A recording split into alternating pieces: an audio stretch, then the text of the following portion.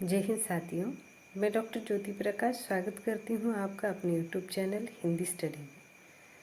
आज की वीडियो में हम देखने वाले हैं कहानी विधा की अवधारणा, यानी कहानी की कंसेप्ट क्या है उसे हम जानेंगे परिभाषाओं के माध्यम से। पहले हम कहानी विधा का परिचय भी देखेंगे। यह टॉपिक स्वामी रामातीर्थ मराठवाड़ा विश्वविद्यालय नांदेड़ के नूतन पाठ्यक्रम में BA प्रथम वर्ष में रखा गया है। NEP अर्थात राष्ट्रीय शिक्षा नीति 2020 के अंतर्गत पाठ्यक्रम में जो बदलाव हुआ है उसमें यह कई विश्वविद्यालय के पाठ्यक्रम में BA और MA के लिए रखा गया है। साथ ही जो नेट सेट की तैयारी करने वाले छात्र हैं उनके लिए भी यहाँ विस्तार से किया गया विश्लेषण उपयोगी है।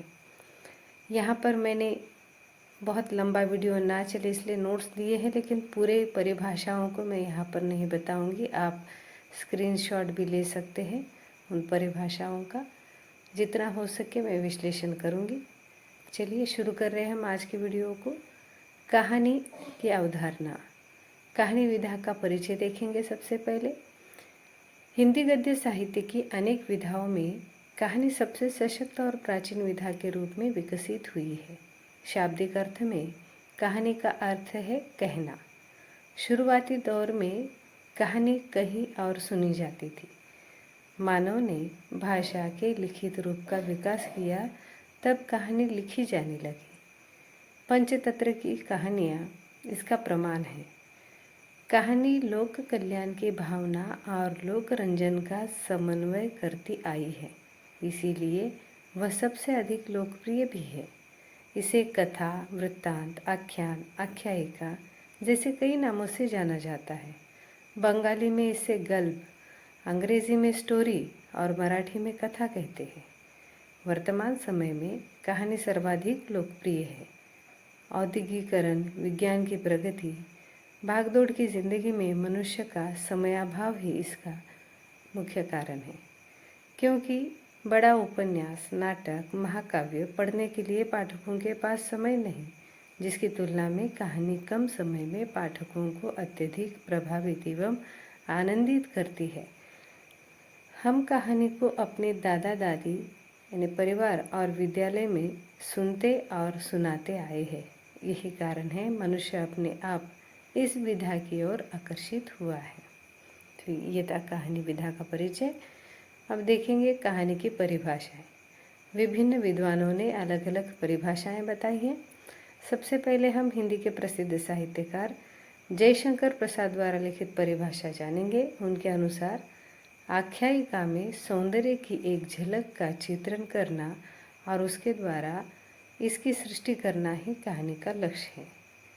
हिंदी के प्रसिद्ध आलोचक आचार्य रामचंद्र शुक्ल, इनकी परिभाषा भी यहाँ दी गई है। 2 नंबर होना चाहिए था यहाँ पर। सादे ढंग से केवल कुछ अत्यंत व्यंजक घटनाएं और थोड़ी बातचीत सामने लाकर प्रगति से किसी गंभीर संवेदना या मनोभाव में पर्यवसित होने वाली गद्य की विधा कहानी है। एलरी की परिभाषा है यहाँ पर। उसके बाद मैं यहाँ पढ़ नहीं रही हूँ, आप स्क्रीनशॉट ले सकते हैं या नोटबुक में लिख लीजिए वीडियो को चलाते हुए। हेडफील्ड की बहुत संक्षिप्त परिभाषा है कि कहानी की सबसे बड़ी विशेषता उसकी संक्षिप्तता है, यानी कहानी बहुत छोटी होती है, यह उसकी विशेषता है, ऐसा हेडफील्ड का कहना है। कहानी की परिभाषाओं के संदर्भ में विद्वानों में मतभिन्नता है।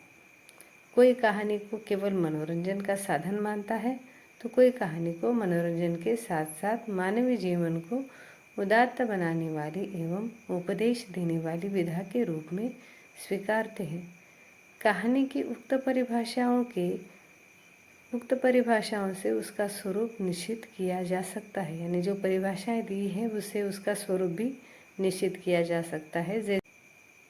जैसे कहानी में आकारगत लघुता, संवेदना की एकता, प्रभावान्विति, सत्यता, आकर्षण शक्ति, रोचकता, सक्रियता और वैधानिकता होती है। इन विभिन्न मुद्दों से हम कहानी के स्वरूप को विस्तार से अगले वीडियो में जानेंगे ही।